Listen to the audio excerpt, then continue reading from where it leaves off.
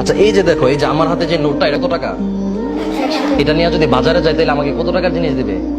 যদি তুমি যাও 100 টাকারই দিবে। কোন মেম্বার চেয়ারম্যান গেলে, এমপি মন্ত্রী গেলে?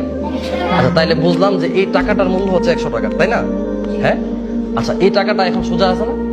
আমি যদি এই টাকাটাকে নষ্ট করি, একদম ভেঙে ফেলি, এখন টাকাটার মূল্য কত আছে? এটা নিয়ে গেলে কি 100 টাকার চাল দিবে? 100 টাকার ডাল দিবে? হ্যাঁ। আগের যে মূল্য ছিল এই মূল্যটা এখন আছে না? এটা যদি পানিতে চুবাই তারপর শুকাই নিয়ে যাই, তখন কি এটার মূল্য কমবে?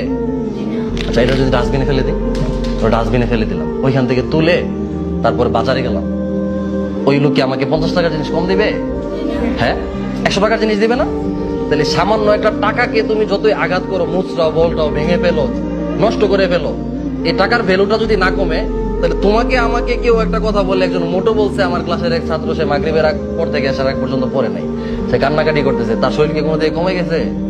টাকাটার যদি ভ্যালু না কমে, তাহলে তোমার তো একজন একটা গালি দিলে, একটা খারাপ কথা বললে, একটা পচা কথা বললে তো তোমার ভ্যালু কমে নাই, বা তোমার কোনো দিক দিয়ে ক্ষতি হয়ে গেছে?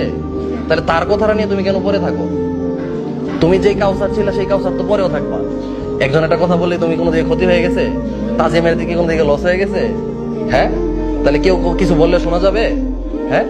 একটা কথা মনে রাখবা সবসময়, মানুষ তুমি সফল হওয়ার আগ পর্যন্ত তোমাকে সফল হইতে দিবে না, আর সফল হওয়ার পরে তোমাকে সফল থাকতে দিবে না। কথাটা বুঝছো? খুব গুরুত্বপূর্ণ কথা, আমি আবার বলতেছি, তুমি সফল হওয়ার আগ পর্যন্ত মানুষ তোমাকে সফল হইতে দিবে না, আর তুমি সফল হওয়ার পর মানুষ তোমাকে সফল থাকতে দিবে না।